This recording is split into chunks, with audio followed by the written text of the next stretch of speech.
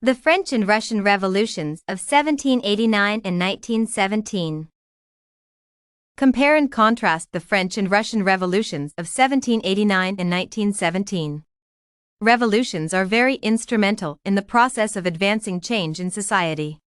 Most governments have been formed or even modified through the process of revolution.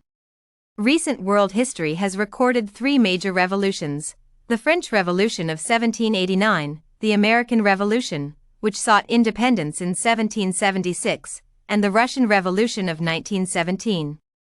The French Republic went for 1 decade after Bonaparte took power by force towards the close of the 18th century, 1799. By 1825, his revolt movement had come to a halt.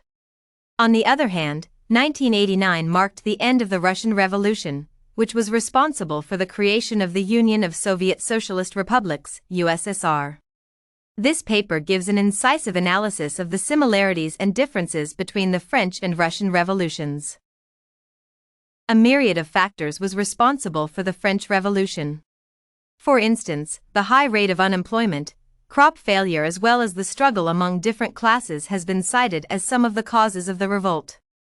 Crop failure and caste system were however not among the causes of the Russian Revolution. Nonetheless, the dramatic mix of the philosophy derived from church elites and the political class came at the right time and convinced the masses, who were mainly peasants and hard hit by poverty.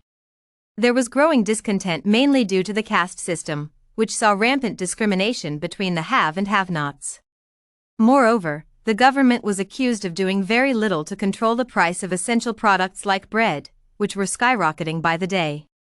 As a result, the peasants were more than ready for a transition. Although King Louis XVI attempted to effect certain changes in government so that the peasants could receive fair treatment, it was too little too late. The level of discontent and anger among the peasants was already out of hand and could not be reversed easily. This level of dissatisfaction was similar to the one Vladimir Lenin of Russia encountered when he plundered public resources after taking over the Russian regime.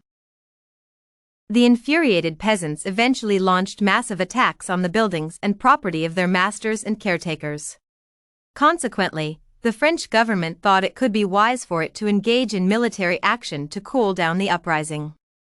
This was referred to as the Great Scare.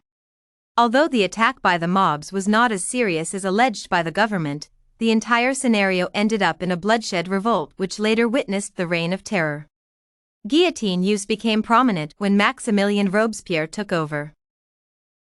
Napoleon Bonaparte had no authority to assert, even as the First French Revolution disintegrated. He, however, managed to steer the peasants and other commons into victory 4 years later. His ambitions did not let him rest even after acquiring France. His desire to take over the whole of Europe changed so many things. The dictatorial rule by Napoleon indeed replaced the corrupt governments that had hitherto existed in France. Other European nations were not pleased with all of the new French nations because they were against Catholic policies. Initially, the French succeeded considerably in suppressing the resistance from some European nations. However, the Battle of Waterloo, fought in 1815, led to Bonaparte's defeat. This marked the end of the road for the French Revolution. Similar to the French Revolution, discontent among the working class was the major cause of the Russian Revolution. This was not the first revolution to be faced by Russia. It had encountered similar unrests but managed to nip them in the bud before spilling over.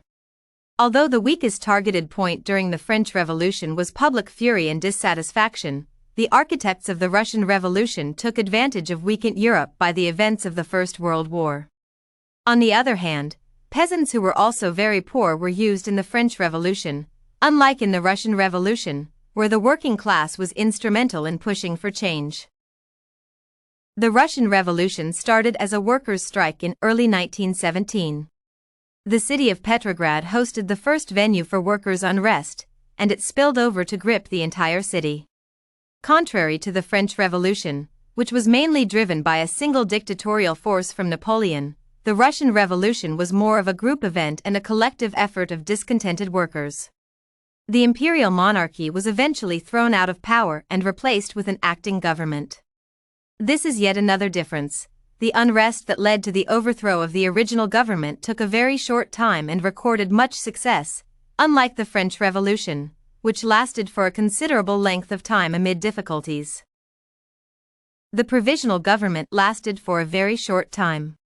The initial support it received was lost after a short while when people started becoming dissatisfied with its policies. Both the French and Russian revolutions came to a halt owing to the unpopular leadership styles of those who took power. For instance, Napoleon was dictatorial, while Vladimir Lenin of Russia mastered the art of propaganda. Although the latter came from the minority tribe, he gathered so much power under him that he became so influential. Lenin swiftly established the USSR before the end of that year. He assumed full control of the new regime. Similar to Bonaparte, Lenin amassed so many land resources. Unlike after the French Revolution, Europe by this time was still weak following the aftermath of World War I, and as a result, Russia's expansion could not be halted. Another difference is that the USSR regime lasted longer than Bonaparte's government. However, a similar event is that both went down towards the end of the 80s.